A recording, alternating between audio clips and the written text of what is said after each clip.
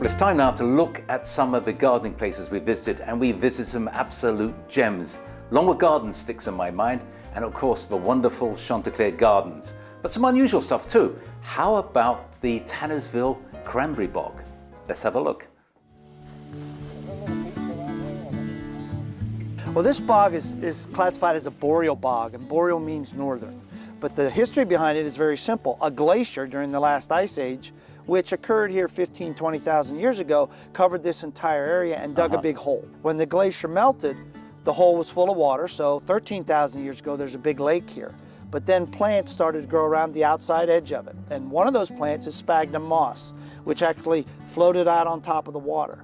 And then every year when it would get cold, the sphagnum would die and sink to the bottom. So after 13,000 years, what you have is you have a hole full of water and dead plants, which sphagnum, when it dies and sinks into the bog, forms peat moss. You know, peat moss has been used by gardeners for generations, though, but it's having to destroy habitats like this, it's seen as like a no-no now. So we look for other forms of organic material to add to our soils. Yeah, anytime you buy peat moss, you're taking it out of a bog. It's the only place to get it. So fortunately in Pennsylvania they are now all protected, but in other parts of the world they're still mining peat.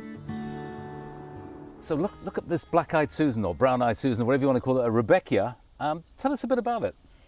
It's a native. It was given to me 42 years ago by my aunt and uncle. It was from their garden. So this isn't the typical one you could buy at the nursery. Goldstone is the old. No, this is an old-fashioned plant, and fortunately it doesn't get black spots on the leaves. It just stays and multiplies. Yeah, multiply is quite the word. So you started with one little plant? I think I had 3 little plants. 3 little plants, and look at it. The drift is really quite amazing. I love it. This is my love. I can't wait to get out of the house at 6 o'clock in the morning and start working in my garden. The bees are buzzing, the birds are singing. It's a wonderful place to be. My happy place.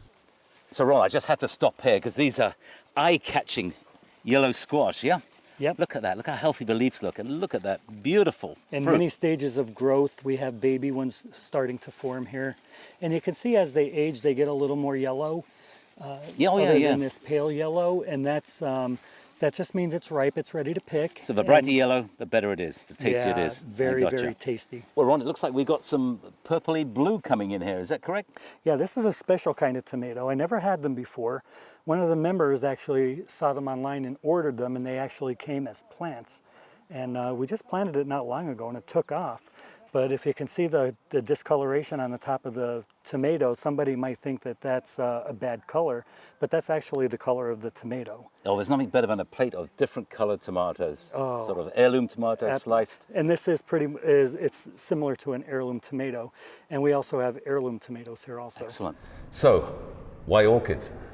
Orchids are a phenomenal and fantastic group of plants. There's so much diversity, there's something for everyone, and you could never get bored of orchids. There's always something new to be found. And what convinced me of what a wonderful kind of house plant is the fact that they can flower for so long. Absolutely. Things like a Phalaenopsis, they can last 2 to 3 months in flower from first open to last closed.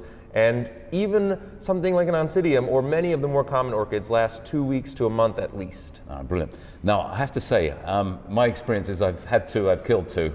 I'm not doing very well, so I'm obviously doing something wrong. Well, you're actually in great company. Most people have killed as many as they've kept. Look at this. You've done a miraculous job on this. So take us back to the beginning. When you moved into this area, what was going on? What you see now actually started with a pond and a stream, done by my husband, all by hand. He's not available for hire. Well, let's get that straight right off now. Yeah, he's had enough of that. Right, he couldn't do it now, but this was done in 2008. We started in November and worked through snow. But once we had the stream, I planted along the stream. Ground cover, evergreens, and the lay of the land helps. Well, Catherine and I have moved into this gorgeous porch for 2 reasons, really. One, because we have this beautiful view of the gardens, all the magnolias and cherries in flower.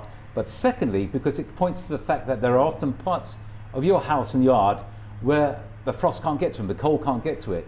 For example, like this porch is a good example, but there are Yeah, the sunrooms, awnings, breezeways. Florida rooms, yeah. Right, yeah, exactly. So those plants that are more vulnerable can go there, and when you feel it's safer, you can march them out to the outdoors, but then move them back in if there was a frost warning or something. Right, yeah, having something like that is a great place to kind of initiate plants Yes, into absolutely. the elements. Well, we've initiated these plants. I love these little simple, elegant planting. One type of plant in each pot just looks gorgeous. Yeah, it gets you have the opportunity to kind of showcase a little bit of differentiation in the terracottas, but they're all kind of unified together like a happy family. Yes. And if it did get a bit colder, we can light the fire and enjoy it, and the plants would enjoy that.